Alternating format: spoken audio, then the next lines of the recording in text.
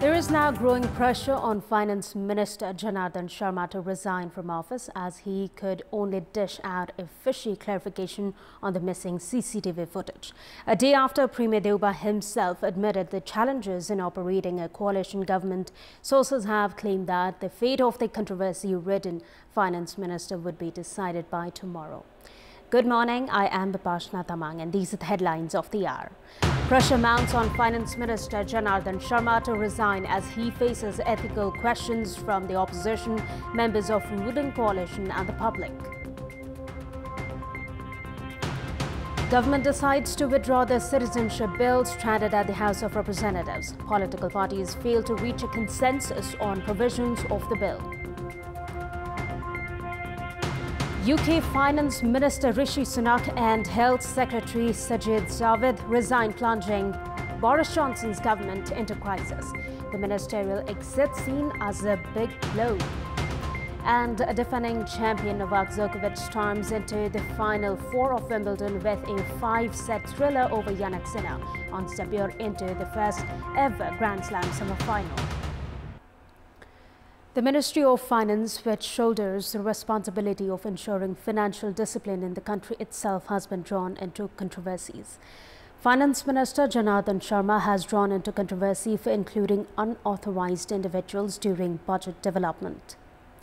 In addition to the opposition leaders, members of the ruling coalition itself are demanding his resignation following an irresponsible response related to the deleted CCTV footage from the eve of budget declaration. Experts of information technology have offered support for recovering the deleted footage. According to the experts, footages recorded by CCTV installed at a normal home stays for 90 days. But even with the disappearance of CCTV footage from the Finance Ministry, a well-facilitated and major government body, technicians have said that the lost visuals can be easily recovered. The situation has further added moral and ethical pressure on the Finance Minister.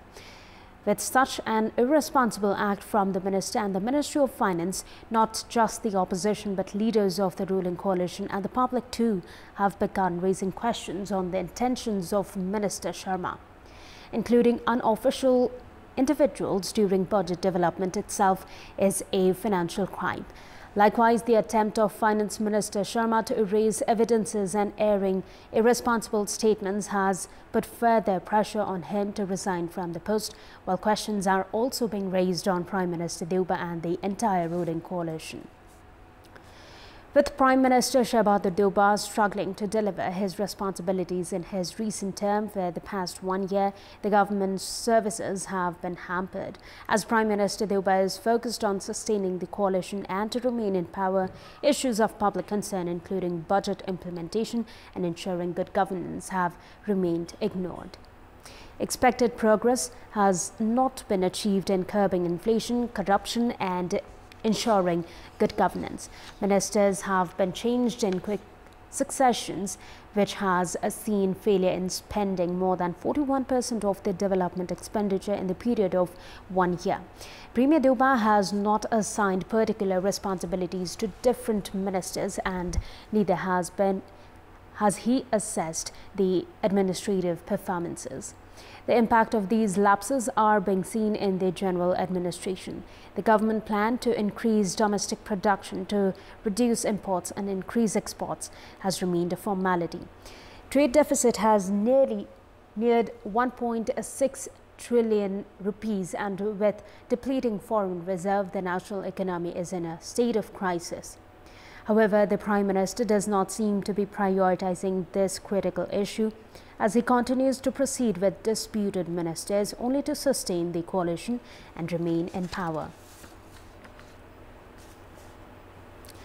The government has decided to withdraw the citizenship bill, which has remained suspended at the House of Representatives. The meeting yesterday of the Council of Ministers decided to withdraw the citizenship bill. According to a minister of the cabinet, the bill formed to amend the Nepal Citizenship Act 2006, which has remained controversial, will be withdrawn on the basis of agreement between all parties of the ruling alliance. The bill was registered at the Parliament by the erstwhile government led by former Prime Minister Shahbaz former Prime Minister KP Sharma Oli on the 7th of August 2018.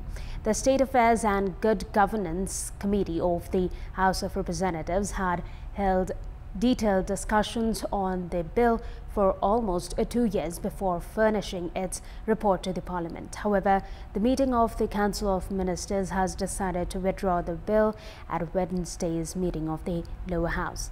According to an official of the Parliament Secretariat, the withdrawal of the citizenship bill means all efforts and resources invested by the state on the bill have been rendered futile.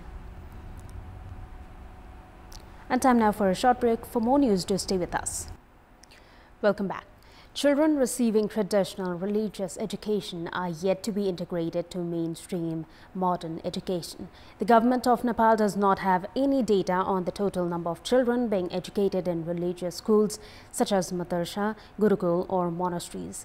However, the Ministry of Education has begun preparations to integrate traditional religious education with modern mainstream education by forming criteria for operation of these religion-based schools. The religion-based schools that had been educating children with religious texts and other subjects are now to be integrated with modern academic mechanisms. As per the data of the Muslim Commission, there are around 4,000 madrasas in Nepal. As the Nepali madrasas only provide traditional education, children enrolled there have been denied from scientific education. The children enrolled in monasteries and gurukuls also do not have access to modern education.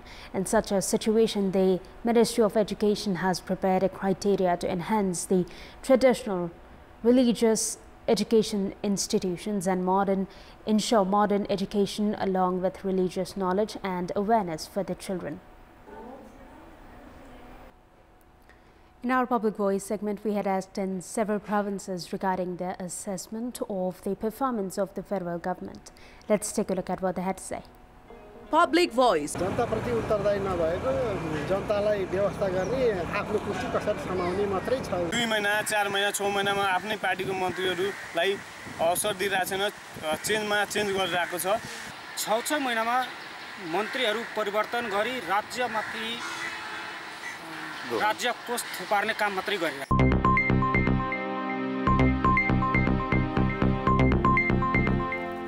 Time now for our segment Public Pulse, where you text us with your opinion.